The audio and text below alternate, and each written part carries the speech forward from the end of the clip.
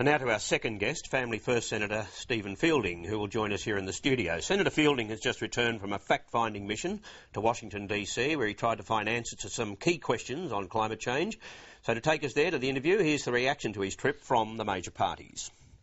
There is a danger, I think, in the way the government acts, that anybody who does what Steve Fielding does and considers their position is attacked as some form of heretic, and that's not a good thing in a democracy. So I disagree with Steve, but I stand for his right to examine and to have different views.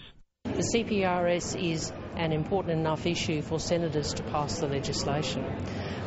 We think this is in the national interest. I think Australians do want action on climate change. Every senator in this coming parliamentary session will have to front up to the people who put them in the parliament and explain why they are taking the position they're taking. Senator Fielding, welcome. Good morning. Given the nature of your trip, we probably should start right at the beginning. Is the world still warming? Look, the issue that I went to a self-funded trip to Washington was to actually find out what the Obama administration are doing with addressing climate change, and also hear from some other scientists on their views. Now, the issue that I've got is I was presented some information that showed that over the last decade or so, carbon emissions have been going up, but global temperature hasn't.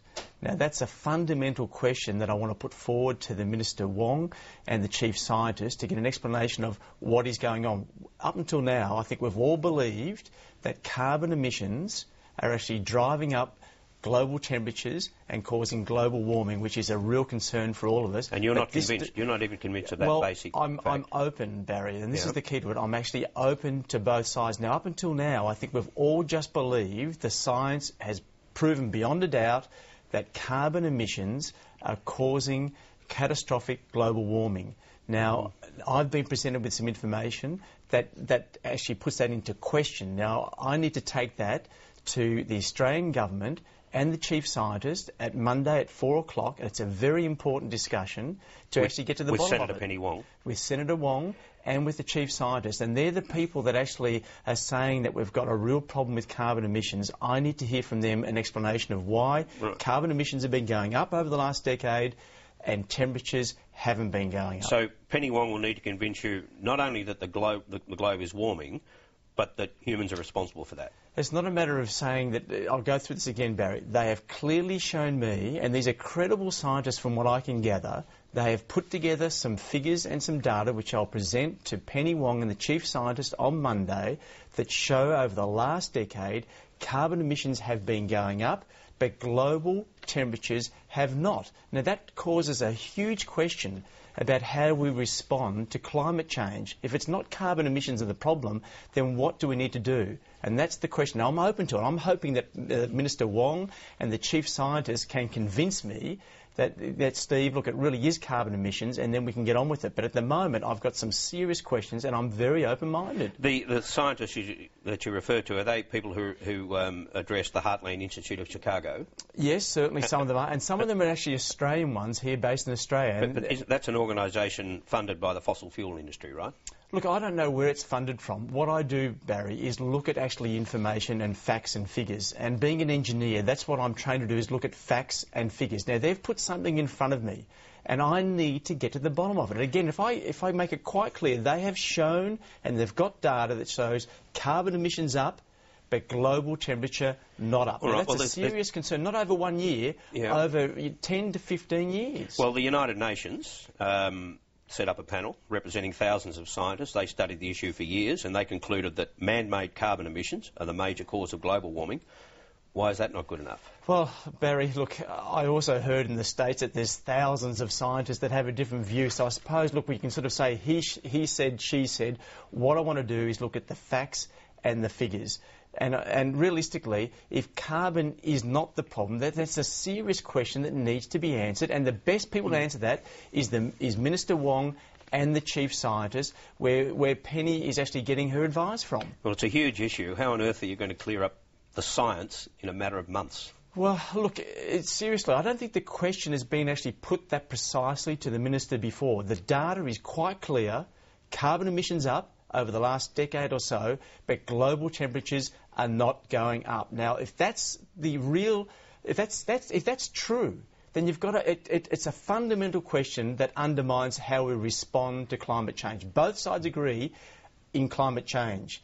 What both sides disagree on is what is causing climate change. Well, you're open-minded about that. The chances are you'll still be torn when the vote is taken, given that's less than 2 weeks away. So what do you do? If in doubt, what do you do? Well, look, I'm hoping that we get a little bit more clarity to this on Monday. We may have to go back and forward a bit between the two sides, but I think that ultimately you've got to pin it back to the facts and the figures, and that is absolutely key. Now, you could end up with a situation that says potentially you may need to take insurance out, but gee, then you've got to start to ask yourself the question, how much is that insurance going to cost? How many thousands of jobs in Australia? So I don't want to go there yet until we actually look at the facts and figures, because really there's got to be a logical answer. There has to be a logical answer if Minister Wong and the Chief Scientists are so convinced. They have to front it up, and rather than just saying, oh, the IPCC says, you just can't keep on giving that answer. You must go through the facts and figures and give a logical reason to why global temperature is not rising,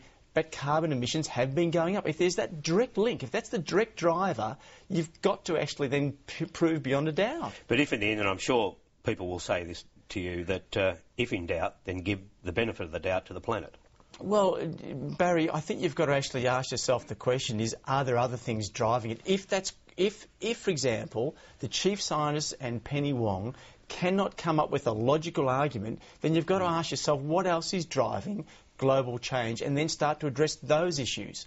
And I really think it's really important. Now, obviously over in the States, I actually spoke to the Obama's administration, the special assistants to the President. I've given him some same charts, and I'm waiting for a response back from them as well. This is a very important issue, and you've got to realise there are two sides to this debate. And I don't think we genuinely have given enough air and enough free sort of, I suppose, analysis on the other side of the debate. Why do you think that is? Do you think there's community pressure not to examine both sides of the issue, or is it simply that we had a long, protracted debate on this and certain conclusions were reached? Have we really, Barry? I know that we've had a lengthy discussion and debate of how we actually respond to climate change given that carbon emissions are the problem, but I, like most Australians, have just bought it and just sort of said, look, the IPCC must know what they're doing. Now, I don't want to say they didn't, but certainly if someone comes to me and as an engineer and says, Steve, do you know that over the last decade or so, carbon emissions have been going up strongly, but global temperatures haven't been going up, doesn't that make you stop and question some of the science? Okay, and just finally, I'll ask you the same question that I asked Senator Milne. Would you welcome a double dissolution election? Look, I don't think it's in my interest really at all. Look, at the end of the day, I think the Rudd government should go the full term. But the smaller the quota, the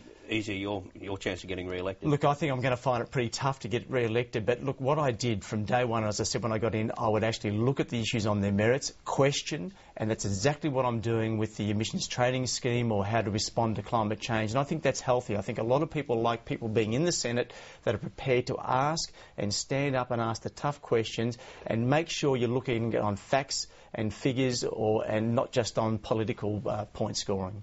Thanks for your time this morning. Thank you.